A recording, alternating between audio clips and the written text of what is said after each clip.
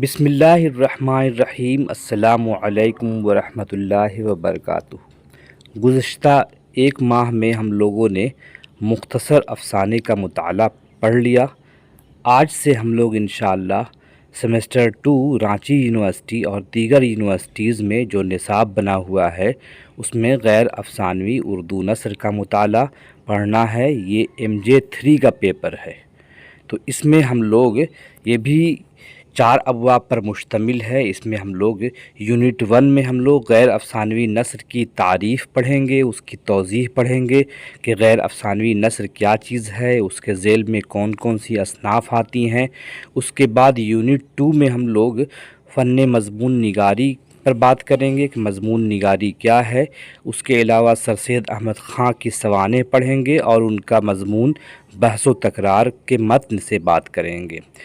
Unit 3 میں خاکہ نگاری تعریف اور اصول ہے، اور مشہور جو پہلا خاکہ ہے نذیر احمد کی کہانی کچھ میری کچھ ان کی زبانی فرحت اللہ بیگ کا، اس کے متن کا مطالعہ کریں گے، نذیر احمد کے بارے میں جانیں گے اور مرزا فرحت اللہ بیگ کے بارے میں جانیں گے۔ اسی طرح یونٹ 4 میں تھوڑا طویل ذرا ہے، یہ مکتوب نگاری تعریف اور اصول، اس کے علاوہ غالب کی مکتوب نگاری، آزاد کی مکتوب نگاری، ان کے ایک ایک خط کے حوالے سے، اس کے علاوہ انشائیہ کی تعریف پر بات کریں گے اور چارپائی کا متن دیکھیں گے، اور رشید احمد صدیقی کی انشائیہ نگاری پر بات کریں گے انشاءاللہ۔ تو آئیے سب سے پہلے ہم لوگ یونٹ 1 میں دیکھتے ہیں کہ غیر افسانوی نثر کیا ہے اور غیر افسانوی نثر میں کون کون سی اصناف آتی ہیں۔ یونٹ 1 غیر افسانوی نثر کی تعریف اور توضیح۔ پس منظر: ہر انسان اپنے جذبات اور خیالات کا اظہار کرنے کے لیے کوئی نہ کوئی زبان استعمال کرتا ہے، اور پھر اسی زبان میں اپنے غم و غصہ، محبت و نفرت، ذوق و شوق، حسرت و آرزو، الغرض ہر طرح کے باطنی خواہشات و جذبات کا اظہار کرتا ہے۔ جب انسان انہی خیالات کو تحریری شکل دیتا ہے تو اپنے خیالات کا اظہار کرنے کے لیے ادب کے کسی نہ کسی فن پارے کا سہارا لیتا ہے۔ ادب بھی فنون لطیفہ کا ایک اہم شاخ ہے۔ ادب حسن و جمال، ادب حسن خیال، مواد کی ترتیب اور الفاظ کے مخصوص استعمال کا حسین اظہار ہے۔ زندگی کا ہر پل، ہر لمحہ اور ہر واقعہ ادب کا موضوع بن سکتا ہے۔ ہر لکھنے والا اپنی فکر اور صلاحیتوں کو بروئے کار لاتے ہوئے عام زندگی کے بجائے عمدہ لفظیات، مناسب جملے، موزوں فقرے اور اپنے اظہار کا منفرد انداز اختیار کر کے تخلیق کے عمل سے گزرتا ہے۔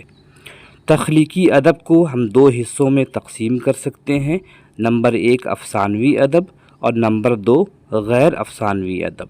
افسانوی ادب میں داستان، ناول، افسانہ اور ڈرامہ شمار کیے جاتے ہیں، جبکہ یعنی وہ تمام تحریریں جن میں کوئی خیال، واقعہ یا قصہ بیان کیا جائے، یا کوئی ایسی بات خیال، واقعہ یا قصے کی شکل میں بیان کیا جائے، وہ افسانوی نثر ہے۔ غیر افسانوی نثر کی دنیا میں حقیقتوں، مسائل، تجربات، مشاہدات اور احساسات کو قصہ پن کے بغیر ادب اور فن کے تقاضوں کی تکمیل کے ساتھ پیش کیا جاتا ہے۔ غیر افسانوی ادب میں قصہ بیان کرنے کے بجائے ادیب زندگی میں درپیش حقیقی واقعات کو اپنے احساسات، اختیار کردہ مخصوص صنف کی حیت کے دائرۂ کار میں پیش کرتا ہے۔ اس ضمن میں خطوط، انشائیہ، خاکہ نگاری، رپورتاژ، سوانح، خود نوشت اور سفرنامہ وغیرہ آتے ہیں۔ اس باب میں ہم لوگ انہی اصناف پر ہم لوگ بات کریں گے جو غیر افسانوی ہے، اس پر تفصیل سے ہم لوگ روشنی ڈالیں گے۔ سب سے پہلے ہم دیکھتے ہیں اس کی روایت کیسے آئی، کہاں سے آئی۔ اردو میں غیر افسانوی نثر کی شاندار روایت رہی ہے۔ اس روایت نے اردو نثر کی ترویج و اشاعت میں بے حد اہم کردار ادا کیا ہے۔ نثر کے نئے نئے اسالیب ابھر کر سامنے آئے، موضوعات میں تنوع پیدا ہوا اور اظہار بیان میں وسعت آئی۔ غیر افسانوی نثر میں بیشتر حقائق کے بیان کو ترجیح دی جاتی ہے اور خیالی دنیاؤں سے عموماً گریز کیا جاتا ہے۔ اردو میں غیر افسانوی نثر کے واضح اور فن کے اعتبار سے معیاری نقوش 19ویں صدی کے آخر میں نظر آتے ہیں۔ اردو شاعری کی طرح اردو نثر کا ابتدائی دور بھی دکن سے وابستہ ہے۔ ہندوستان کے جنوبی ہند کے علاقے دولت آباد میں پائے تخت کی تبدیلی یعنی 1327 عیسوی سے لے کر دکن کی 5 مسلم سلطنتوں کے قیام، گولکنڈہ، بیجاپور، بیدر، برار وغیرہ ہیں، اور اورنگزیب کی جانب سے ان کے خاتمے تک یعنی 1707 عیسوی تک دکنی زبان کا دورہ رہا۔ دکنی زبان میں شاعری کے مختلف اصناف کے علاوہ افسانوی نثر وغیرہ کا ذکر ملتا ہے۔ دکن میں صوفیانہ تشریحات اور اسلامی قوانین و اصول کو سمجھانے کے لیے جو اسلوب اختیار کیا گیا ہے وہ غیر افسانوی ادب کی بنیاد ہے۔ خدا کی ذات، اس کی صفات، نور اور نور کے جلوے اور اسلام کے سربستہ رازوں پر سے پردہ اٹھانے کا کام دکن کے بزرگان دین اور صوفیاء کرام نے انجام دیا۔ چنانچہ دکن میں غیر افسانوی ادب کے ابتدائی نقوش رسالوں کی صورت میں دستیاب ہیں، جن میں سے کئی شائع بھی ہو چکے ہیں اور بے شمار قلمی نسخوں کی شکل میں مختلف کتب خانوں میں موجود ہیں۔ دکن میں تحریر کردہ صوفیانہ، اسلامی، شرعی، فقہ و عقائد کی تشریح کرنے والے تمام رسالے مذہبی ادب کا سرمایہ ہیں، لیکن ان میں جہاں غیر افسانوی تخلیقی ادب کے ابتدائی نقوش بھی دیکھے جا سکتے ہیں۔ طویل عرصے تک اردو میں افسانوی نثر کا چلن عام رہا اور پھر غیر افسانوی ادب کے ابتدائی نقوش بھی دکنی رسالوں میں ظاہر ہونے لگے۔ ہندوستان پر انگریزوں کے تسلط یعنی قبضہ اور اس کی جانب سے نئے علوم کے فروغ کی کوشش کی وجہ سے غیر افسانوی ادب کے پھلنے پھولنے کے مواقع فراہم ہوئے۔ ان کے منتشر خام اور نمونوں کے بعد اردو کی پہلی غیر افسانوی صنف مضمون نگاری کو باقاعدہ فروغ حاصل ہوا۔ اردو نثر کی ابتدائی دور میں صوفیاء کرام کی نثری کاوشوں کو غیر افسانوی نثر کے اولین نمونے کہے جا سکتے ہیں۔ دہلی کالج کے قیام کے نے اس روایت کو مزید استحکام بخشا۔ ماسٹر رام چندر اور سر سید نے مختلف موضوعات پر وضاحتی مضامین لکھ کر اردو میں مضمون نگاری کی باقاعدہ داغ بیل ڈالی۔ سر سید اور ان کے رفقا یعنی حالی، شبلی اور آزاد وغیرہ نے عبارت آرائی کے بجائے سلاست، سادگی اور روانی کو مستحسن قرار دیا۔ اس سے قبل مرزا غالب اپنے خطوط کے ذریعے اردو نثر کو ایک نیا آہنگ دے چکے تھے۔ اسی عہد میں یوسف خاں کمبل پوش نے عجائبات فرنگ لکھ کر اردو میں سفر نامے کی روایت قائم کر دی۔ حالی اور شبلی کے ذریعے سوانح نگاری کا فن پروان چڑھ رہا تھا۔ اسی دور میں محمد حسین آزاد کے ذریعے انشائیہ نگاری کی بھی شروعات ہو چکی تھی۔ الغرض افسانوی نثر میں جو اصناف ابھر کر سامنے آئیں ان میں مضمون نگاری، انشائیہ نگاری، سوانح نگاری، خاکہ نگاری، سفر نامے، رپورتاژ اور مکتوب نگاری وغیرہ خاص طور پر قابل ذکر ہیں۔ اردو نثر کے ایک اہم اسلوب طنز و مزاح کا باقاعدہ آغاز منشی سجاد حسین کے رسالہ اودھ پنج سے ہوتا ہے، جو 20ویں صدی کے ابتدائی دہائیوں سے بام عروج کو پہنچ جاتا ہے۔ طنز و مزاح سے اردو نثر کو نیا آہنگ، نیا اسلوب اور اظہار کی ایک نئی قوت ملتی ہے۔ یہ ہم نے باتیں کر لی اصناف کے حوالے سے۔ اب چند اصناف کا ہم تفصیل سے نہیں بلکہ اجمالی طور پر ذکر کریں گے تاکہ ہم لوگ دیکھ سکیں کہ اس میں کیا کیا۔ غیر افسانوی اردو نثر میں اس بات کا خیال رکھا جاتا ہے کہ اس کی نثر سلیس یعنی آسان اور پرکشش ہو تاکہ قاری کا رشتہ ٹوٹنے نہ پائے۔ یہاں چند غیر افسانوی نثر اصناف کا تعارف پیش کیا جا رہا ہے تاکہ واضح ہو سکے کہ مذکورہ اصناف دوسری اصناف سے الگ کیوں ہیں۔ غیر افسانوی اردو نثر کی معروف اصناف میں مضمون نگاری، انشائیہ نگاری، سفر نامہ، مکتوب نگاری، آپ بیتی، خود نوشت وغیرہ شمار کیے جاتے ہیں۔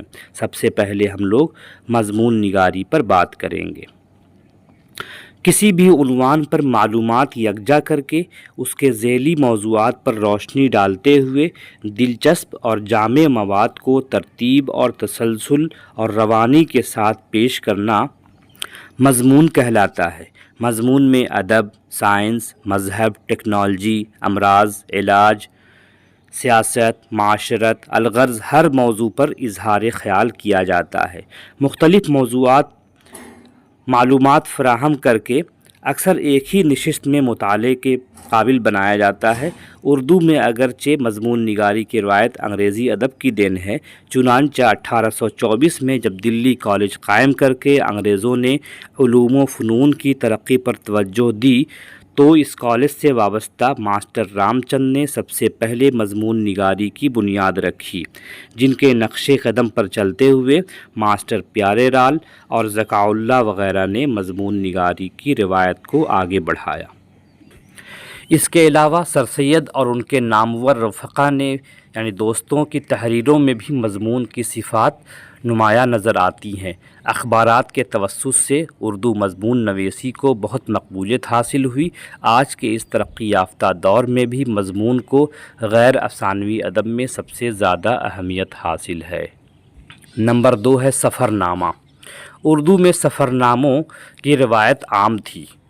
ہندوستان میں انگریزوں کی آمد کے بعد سفر ناموں میں حقیقت پر مبنی مشاہدات و تجربات اور چشمدید مناظر کا ذکر کیا جانے لگا۔ بادشاہوں کے مقربین خاص نے روزنامچوں اور ڈائریوں کی شکل میں سفر نامے لکھے۔ روایتی قصے کہانیوں کو نظر انداز کرتے ہوئے حقائق کی پیشکش کی وجہ سے سفر نامے کو غیر افسانوی ادب میں خاص اہمیت حاصل ہوئی۔ اردو میں سفر نامے کی روایت کا آغاز 19ویں صدی کے آغاز میں ہوا، جبکہ یوسف خاں کمبل پوش نے عجائبات فرنگ لکھی۔ اس کتاب میں سفر انگلستان کے دلچسپ حالات بیان کیے گئے ہیں۔ اس کے بعد سر سید نے مسافران لندن اور شبلی نعمانی کا سفر نامہ مصر و روم و شام تحریر کیا، جنہیں اردو کے ابتدائی سفر ناموں کا موقف حاصل ہے۔ 20ویں صدی کے آغاز کے ساتھ ہی آمد و رفت کے ذرائع میں بھی اضافہ ہوتا گیا۔ سیاحت کے شوقین علم دوست حضرات نے سفر ناموں کے ذریعے مختلف شہروں اور ملکوں کا نام آنکھوں دیکھا حال یوں بیان کیا کہ ان میں تاریخی حقائق، تہذیبوں کی عکاسی کے ساتھ لطیف زبان کی نادر مثالیں یکجا ہو گئیں۔ سفر نامہ خالص غیر افسانوی نثر ہے، لیکن فکشن کی تمام اصناف کے اوصاف یعنی داستان کی داستان ترازی، ناول کی فسانے کی چونکانے والی کیفیتیں اور ڈرامہ کی منظر کشی اس میں ملتی ہے۔ دراصل سفر نامے اس کے لکھنے والے کے شوق اور مزاج کی ترجمان ہوتے ہیں۔ تیسری مشہور صنف ہے مکتوب نگاری۔ جو لوگ ایک دوسرے سے فاصلوں پر رہتے ہیں، تبادلہ خیال کے لیے، خیریت جاننے کے لیے بے چین رہتے ہیں۔ ماضی میں نظروں سے دور رہنے والوں کے آپسی تبادلہ خیال کا ایک ہی ذریعہ تھا خط۔ مختلف نوع جذبات، احساسات، خیالات اور اطلاعات تحریر کر کے اس کی ترسیل کا انتظام کرنا مکتوب نگاری کی خصوصیات ہیں۔ مکتوب نگار نہ صرف یہ کہ خط میں اپنے خیالات کا ذکر کرتا ہے، بلکہ جس کے نام خط لکھا گیا ہے اس کے حالات سے واقفیت حاصل کرنے کا جذبہ بھی مکتوب نگاری میں ہوتا ہے۔ گویا مکتوب نگاری دو انسانوں کے مابین تعلقات کی ترجمانی کرنے والی ایک ایسی صنف نثر ہے۔ اردو میں مکتوب نگاری کا آغاز اونچے معیار سے یعنی مرزا غالب کے خطوط سے ہوا۔ مرزا غالب نے اردو کے ابتدائی خطوط 1840 کے آس پاس تحریر کیے۔ اس سے قبل فارسی میں خطوط نگاری کا چلن عام تھا۔ مرزا غالب کے بعد اس صنف نے کافی ترقی کی، چنانچہ مولانا حالی، سر سید احمد خاں، ڈپٹی نذیر احمد، مولانا ابوالکلام آزاد جیسے نامور ادیبوں کے خطوط شائع ہو چکے ہیں جو اس بات کا ثبوت ہیں کہ اردو میں مکتوب نگاری کی صنف کافی پرانی ہے۔ ایک صنف ہے خود نوشت۔ اگر کوئی انسان اپنی زندگی کے حالات بقلم خود یعنی خود سے تحریر کرے اور حقائق کی روشنی میں حالات پیش کرے تو ایسی تحریر کو خود نوشت اور اسے انگریزی میں آٹو بایوگرافی کہتے ہیں۔ خود نوشت سوانح کی تحریر میں چونکہ خود کاتب اپنی زندگی کے حالات بیان کرتا ہے، اس لیے بچپن اور ابتدائی تعلیم کے بارے میں معلومات فراہم کرنے کے لیے کسی نہ کسی وسیلے کا استعمال ضروری ہے۔ یعنی ایک خود نوشت سوانح نگار کو ممکن ہے بچپن کے حالات صداقت کے ساتھ یاد نہ ہوں، پھر بھی وہ ان یادوں کے سہارے انہیں لکھتا ہے۔ خود نوشت سوانح ایک ایسی غیر افسانوی صنف ہے جس میں کوئی شخص اپنے حافظے کے بلبوتے پر ہی نہیں بلکہ اس کی زندگی کے بارے میں کسی طرح کا مواد موجود ہو تو اس سے استفادہ کر کے شخصی تاثرات کے ساتھ اپنی سوانح حیات ترتیب دے سکتا ہے۔ اگلی صنف ہے آپ بیتی۔ خود پر بیتے ہوئے حالات کے ذکر کو آپ بیتی کہتے ہیں۔ بنباس کی زندگی، قید کے حالات، نظر بندی کے دور کے حالات اور واقعات کا ذکر بھی آپ بیتی کے ذریعے ممکن ہے۔ 1857 کے غدر کے دوران ہندوستان کے باشندوں پر جو مصائب گزرے انہیں آپ بیتی کی صورت میں پیش کیا گیا۔ محمد جعفر تھانسری کی کتاب کالا پانی کو اردو کی اولین آپ بیتی کی حیثیت حاصل ہے۔ فنی اعتبار سے آپ بیتی ایک ایسی تحریر ہے جس میں خود پر گزرے ہوئے اچھے اور برے حالات کے علاوہ صدمات و تاثرات کا اظہار بھی کیا جاتا ہے۔ آپ بیتی نویسی ایک ایسی غیر افسانوی نثر ہے جس میں جذبات و احساسات اور ذاتی تاثرات کی ایک نئی دنیا موجود ہوتی ہے۔ ایک اہم صنف ہے انشائیہ جسے ہم تفصیل سے پڑھیں گے۔ انشائیہ کو ہم ایسے بولتے ہیں۔ دکن میں جو سبرس کتاب لکھی گئی ہے، سبرس میں جاوید وسسٹ نے ایک کتاب لکھی ہے، اس میں انہوں نے کہا ہے کہ اس میں 60-61 انشائیے اس میں موجود ہیں۔ مطلب انشائیہ کی بنیاد اس کتاب سے پڑتی ہے، لیکن باقاعدہ ہمارے یہاں انشائیہ نگار محمد حسین آزاد ہیں جنہوں نے نئے رنگ خیال لکھ کر انشائیہ نگاری کی بنیاد ڈالی ہے۔ ایک اور اہم صنف ہے خاکہ۔ انگریزی میں خاکہ کے لیے اسکیچ کا لفظ مروج ہے۔ خاکہ در حقیقت مضمون کی حیثیت رکھتا ہے۔ جس طرح مضمون میں مختلف موضوعاتی نکات کا جائزہ پیش کیا جاتا ہے، اسی طرح خاکہ میں کسی ایک شخص کی زندگی کے نکات کو دلچسپ انداز میں بیان کیا جاتا ہے۔ اردو میں خاکے کے اولین نمونے ہمیں محمد حسین آزاد کی کتاب آب حیات ملتے ہیں، لیکن مرزا فرحت اللہ بیگ کی پہلی تحریر جو نذیر احمد اپنے استاد ڈپٹی نذیر احمد کے حوالے سے ہے، ڈپٹی نذیر احمد کی کہانی، کچھ ان کی کچھ میری زبانی کو یہ اولیت حاصل ہے اردو خاکہ نگاری میں۔ اس کے علاوہ رشید احمد صدیقی، خواجہ حسن نظامی اور دوسرے بہت سے خاکہ نگار ہیں جس پر ہم لوگ تفصیل سے بات کریں گے۔ ایک اور صنف ہے رپورتاز۔ جلسہ، محفل، مجلس، کانفرنس، سمپوزیم وغیرہ میں جو اس طرح کی کارروائی لکھی جاتی ہے کہ پروگرام میں کیا کیا ہوا، اسے ہم رپورتاز کے ضمن میں لکھتے ہیں۔ رپورٹس سے ہے رپورتاز، تو اس میں ہم رپورتاز میں اسی طرح کی باتیں کرتے ہیں۔ رپورتاز کی بھی ایک خاصی روایت رہی ہے اردو ادب میں۔ کرش چندر کے بعد نے بہت اچھے رپورتاز لکھے ہیں۔ اس کے علاوہ ترقی پسند تحریک نے اس کو فروغ دیا ہے، اور غیر افسانوی ہم دیکھتے ہیں کہ غیر افسانوی نثر کا دائرہ بہت وسیع ہے، بہت پھیلا ہوا ہے۔ افسانوی نثر میں تو ہم دیکھتے ہیں کہ داستان، ناول، افسانہ اور ڈرامہ کو شامل کرتے ہیں، لیکن غیر افسانوی میں کئی اصناف ہیں اور اس کا دائرہ کافی وسیع ہے۔ غیر افسانوی نثر اپنی واقعیت اور حقیقت پسندی کے باعث امتداد زمانہ کے ساتھ زیادہ مقبول ہوئی ہے اور اس کے امکانات بھی بہت زیادہ ہیں۔ چند کتابیں آپ کی خدمت میں ہیں۔ اگر آپ ان کتابوں سے مستفید ہونا چاہتے ہیں، غیر افسانوی نثر پر تفصیل سے جاننا چاہتے ہیں تو یہ کتابیں ہیں۔ پہلی اہم کتاب ہے شہناز انجم کی شمالی ہند میں غیر افسانوی نثر۔ دوسری کتاب ہے عطیہ رئیس کی غیر افسانوی اردو نثر۔ تیسری کتاب ہے استاد محترم قاضی افضال حسین کی صنفیات۔ تمام اصناف پر تفصیل سے بات کی گئی ہے۔ یہ کتاب علی گڑھ کے علاوہ کہیں نہیں ملے گی۔ پھر ایک کتاب ہے خلیق انجم کی اصناف ادب اردو۔ پھر ہے وضع اصطلاحات وحید الدین سلیم کی جو اصطلاحات ہیں اس پر بات کی گئی ہے، اور ایک کتاب ہے امیر اللہ شاہین کی اردو کے اسالیب نثر۔ یہ تمام کتابیں ہیں، ان سے آپ مستفید ہو سکتے ہیں۔ غیر افسانوی نثر پر ہم لوگوں کو پڑھنا ہے، جو چیزیں پڑھنی ہیں ہم لوگوں کو اس پر ہم تفصیل سے جان سکتے ہیں، کیونکہ ابھی سے پڑھنے سے آپ لوگوں کا فائدہ رہے گا۔ تمام چیزیں، تمام اصناف کا مطالعہ کم از کم لازمی ہو جائے گا، تاکہ ہم آگے ایم اے کی پڑھائی کریں یا نیٹ کی تیاری کریں، اس میں آپ کو آسانی ہو۔ اس لیے یہ کتابیں بھی آپ یاد رکھیں، اور اس میں جو چیزیں بیان ہوئی ہیں وہ بھی یاد رکھیں۔ پھر ہم ملیں گے کسی اگلے موضوع کے ساتھ، تب تک